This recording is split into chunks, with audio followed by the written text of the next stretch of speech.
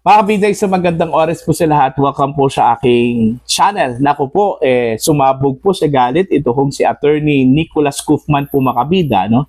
Ang lead defense counsel po ng dating Pangulong Rodrigo Roa Duterte, ano po, sa kasong crimes against humanity po, dyan po sa International Criminal Court, dahil po sa kumalat na balita po kahapon, ano, mga kabida, na once again, natagpo ang unconscious daw ito hong si dating Pangulong Duterte sa loob mismo ng kanya hong selda dyan po sa The Hague, no? Sa International Criminal Court po mga kabida, no?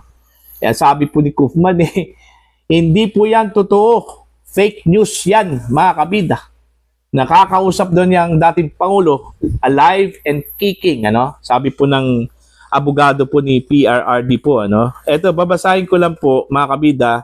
Ito hong post po ni Alvin and Tourism, ano, mga kabida. Alright? Ang sabi po niya dito, actually, kagabi pa po ito, pinost po ni Alvin po, ano, mga kabida, latest important news, okay? Statement from lead counsel, Attorney Nicholas Guzman, in response to unverified online reports alleging that former President Rodrigo Roa Duterte was found unconscious in his room this morning. Ayan. Yun yung post po ni Alvin. Ano? Ito yung sinabi po ni Guzman po makabida. No? Alright?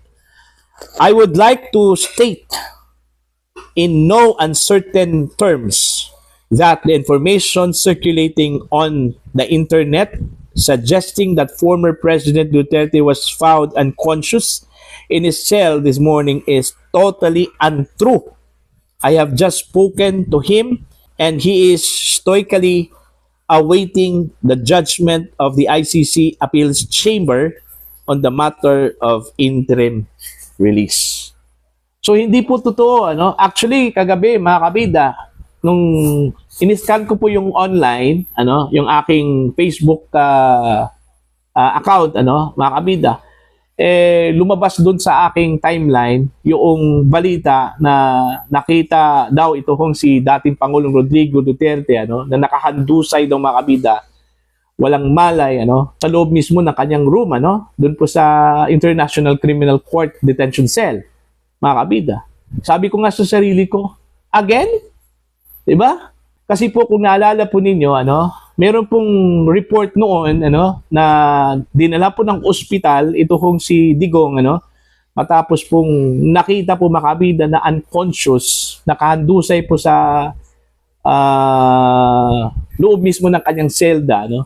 Ito po yung panahon, ano, na napabalita pong bumisita ito hong si Antonio Trillanes, ano, kay Digong, ano, mga kabida, na pinalagan naman po ng mga Dutertes. Bakit? Kasi po, unang-una, ang sabi po ng mga Duterte, walang paalam sa kanila, ano? Bakit po hinayaang bumisita po yung naghain po ng kaso po laban kay Digong, ano, mga kabida, sa detention cell po ng dating Pangulo. Okay? Yun yung response po ng mga Duterte during that time, nung napabalita pong nakitang unconscious ito kong si Digong sa kanyang selda po, mga kabida. And then, here comes itong balita na ito, okay? Sabi ko po kagabi, yun nga kumakalat po sa social media po mga kabida, no? Marami akong nababasa na ganun din yung nangyari at saka marami hong nag-react. Okay? Dito ho siya nangyari po kay Digong and then it turned out pala, no, na fake news. Hindi po totoo, ano? Mga kabida. Kaya po nagalit ito hong si Attorney Guzman dito ho siya nagkalat po ng ganitong uri po ng mga impormasyon, ano, mga kabida. Dalawa lang kasi yan Either ang nagpakalat po sa post na yon mga Duterte supporters or mga kalaban po, ano. Sa panig po ng mga Duterte supporters, kung sila man po yung nagpakalat po, ang aking interpretasyon dyan, baka naman po strategy po yon, ano, para po mag-alab po yung damdamin po ng mga Duterte supporters po, ano, mga kabida.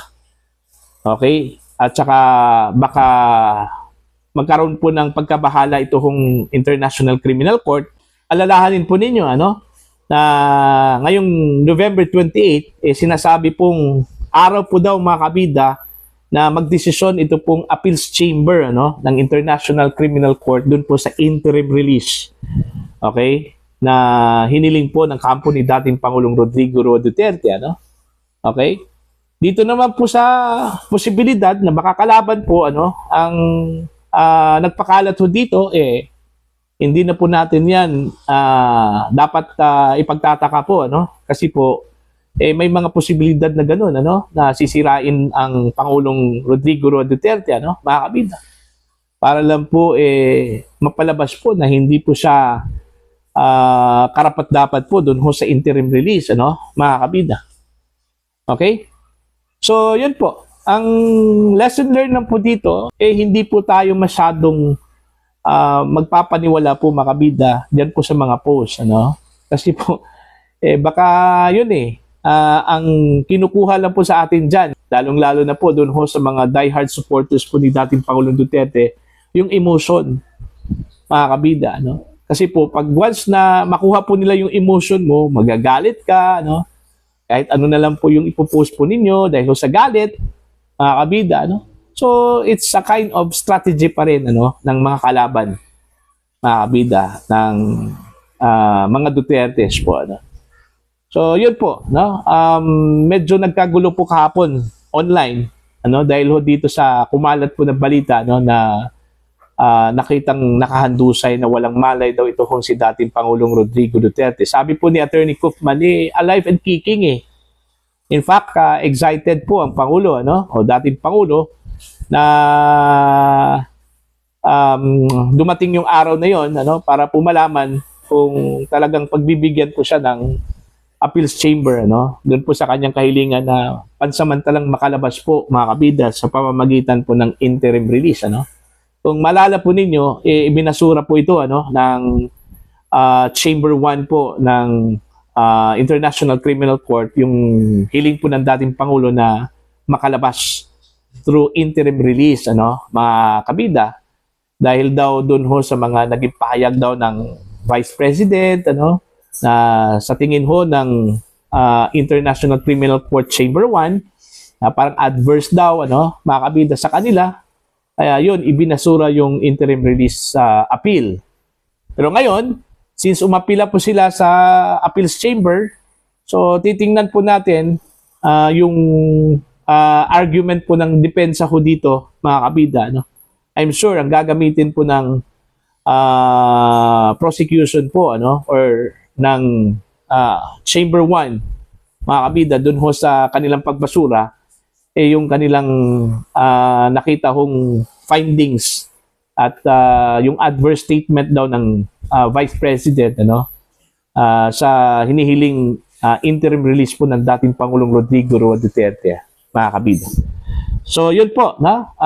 At least, napag-alaman na hindi totoo. Kaya ito hong si Vice President Sara Duterte, mga kabida, ano, inumpirma din niya na hindi po totoo yung report ano, na nakitang unconscious po ito hong si dating Pangulong Rodrigo Roa Duterte sa loob mismo ng kanyang selda, mga kabida, sa International Criminal Court. Ano. So, aabangan na lang po natin ito hong November 28, ano, it's a big day, mga kabida, para ho sa kapalaran po ni dating Pangulong Rodrigo Duterte.